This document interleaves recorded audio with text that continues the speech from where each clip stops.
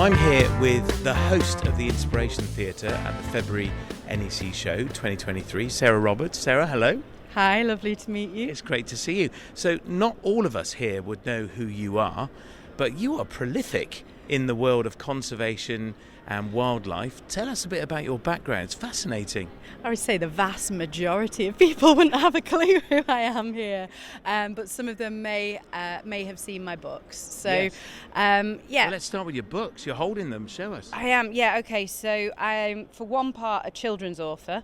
This is one hat that I have. So I've got a series of 3 picture books, which are used in schools in the UK and in lots of countries abroad. The first one, Somebody Swallowed Stanley, has appeared on CBeebies by somebody much better looking than me reading it out, Tom Hardy. And the third This is Tom Hardy, the actor. the one from Batman. Yeah, That's what a it. claim. I know. Yeah, I did joke about like recording the audio of that and then using it as a voicemail, but I didn't. I don't. He did say my name on television. I did appreciate it, but yeah.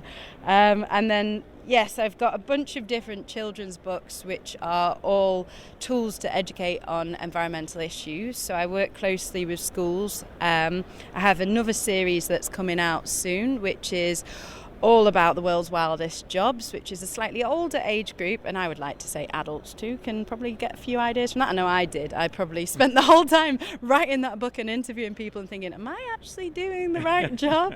But yeah, so one hat that I wear, I guess, is as an author, and the other side is as an eco-journalist. So I spend my time visiting different areas around the world and covering conservation issues, complex environmental topics, often all those grey areas that nobody really wants to talk about. I find those really attractive. So yeah, I've kind of covered everything from recreational catch and release shark fishing and how that can be a useful tool in science, to most recently looking at trophy hunting and rewilding of large areas of land in the face of climate change in Africa. So Wow. all different things, and now I'm here on the stage. And now you are in Birmingham. But let's go back to the shark fishing a minute. You were bitten by a shark, is that right?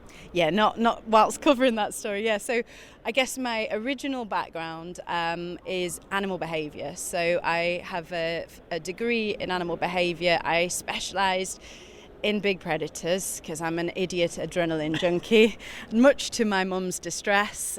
So my first job was actually working out on a tiny island in the Bahamas in a place called Shark Lab, where I was actually tested by one of the subjects. Got a bit too close to the pointy end, but Oh dear. works well with kids. Kids love to hear about these things. Of course, it was 100% my own fault, I will add, but it was a great time to find out there was no doctor on the island either. Oh my goodness, that's a nightmare.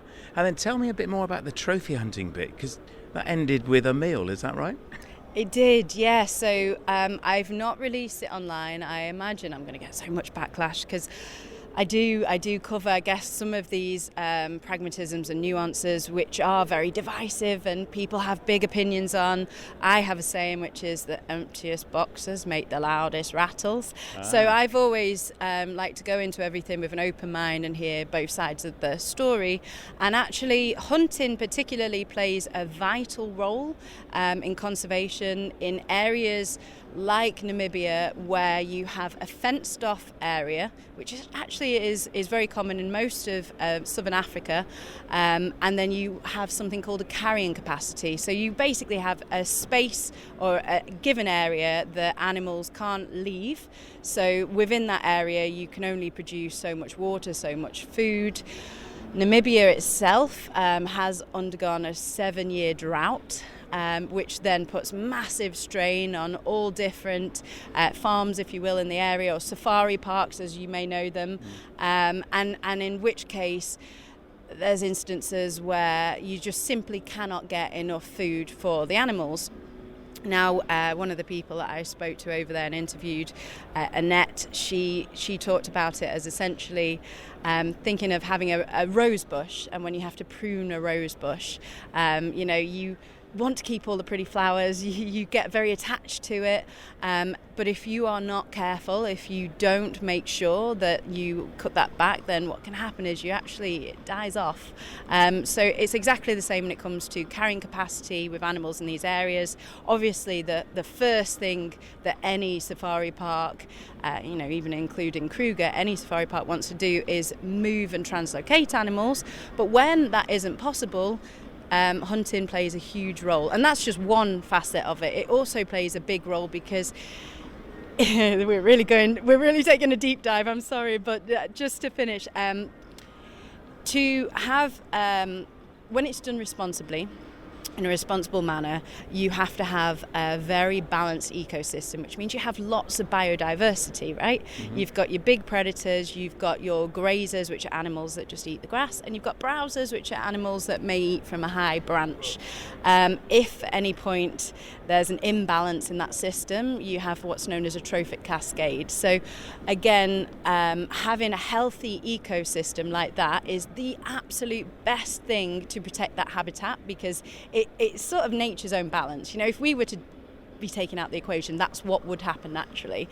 Unfortunately, because there's so many people on the planet, we have to feed people, be that via meat or via vegetables or plants that are grown. And that means there's huge swaths, huge areas of land that don't have that same biodiversity. So hunting in that case for meat becomes not just a sensible option, but it actually can reduce carbon footprint, and it can be better for the ecosystem because it can be done really sustainably. But responsibly is the key. But responsibly, yeah. So, I never in a million years thought of myself with a background of animal welfare and animal behaviour that I would be holding a gun in the middle of Namibia, learning how to shoot, and then following that process right the way through. But I was covering a story, and actually as a meat eater myself for my whole life, it felt like part of the process that I really ought to experience, because how disconnected are we from the steak on our table, or from the chicken that we might eat, once or twice a week or pick up in a supermarket? Whereas the springbok that I ended up shooting, I had to watch as it was living. I witnessed, I knew it was a good age, I knew it had a good life, there was emotions behind it, but I also felt very much connected to nature, rather than being apart from it looking on. I felt like one of the animals and part of this system, that we really ought to all feel like that, so that we can care and keep in balance and protect it for the future. Amazing. Well, what a story. So how on earth did you end up coming from in that position in Namibia to presenting here on the NHC show inspiration stage? I know. Well, this is actually my second year here, and I love it, to be honest, because I just really thrive off meeting people and hearing their stories, the journalism, the storytelling side of it. But I actually originally met Karen, who's one of the marketing team here, when she ran an adventure show beforehand. So I ended up hosting a stage in the first place with Sir Ranulph Fiennes and a few other of the adventure side of people, and just got on really well with Karen, and she liked my style, so she brought me here. And as I said, it's my second year because I love it. I just love speaking to people, especially people that I wouldn't normally cross paths with, and you just get such a variety of speakers on this stage. We've had everyone from Hamza, who obviously just recently runs Strictly, but in his own right is an amazing wildlife cameraman and also presenter. But then we had Aldo Kane, and then we had Paul Merton. What an absolute variety of people. Yeah, absolutely. It's a great show, isn't it? Now, you mentioned the grey area, and you're attracted to grey areas. We have a huge topic in our podcast audience around wild camping, which we refer to as parking up in a camper van in an area of outstanding natural beauty, perhaps, or a beautiful spot. Now, I happen to know that you live not far from us in the southwest of England, and you love going off in your camper van and exploring nature. But tell us a little bit about your thoughts on this big topic that we call, incorrectly, I know, wild camping. Yeah, it's a bit like wild swimming, isn't it? Is it really wild? Are you being chased by a crocodile, or is it just swimming? But no. Yeah, I have a few secret spots that I treasure very, very dearly. And, to get away to those places and to wake up in a field or on the edge of a cliff and, get the surfboard out and go straight for a surf, or get the boots on and go straight for a dog walk and a hike, it is, something that's so integral to my happiness about being in this country, especially as somebody that's travelled all over the shop, in COVID. This kind of thing, and the year after when we couldn't travel, this was a thing that really saved me, being able to actually appreciate what we've got on our own doorstep. So I totally empathise with people that have any worries about that being banned or changed in certain areas.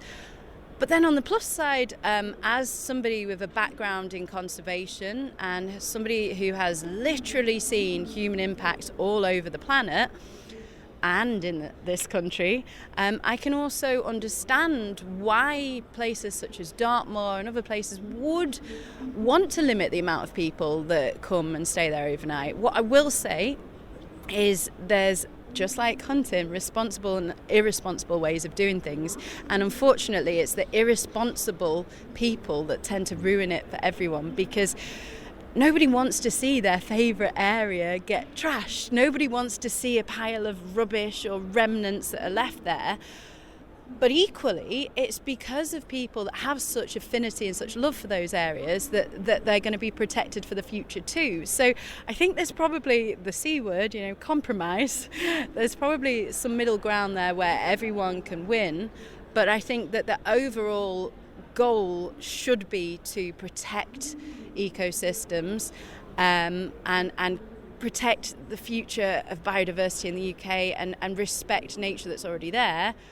But then it's a catch-22, because also camping and just being out in nature is often it's such an important tool for connecting children and adults too, to these areas and to want to protect them in the first place. And one of the biggest problems that I think humanity has right now is a huge disconnect to the natural world.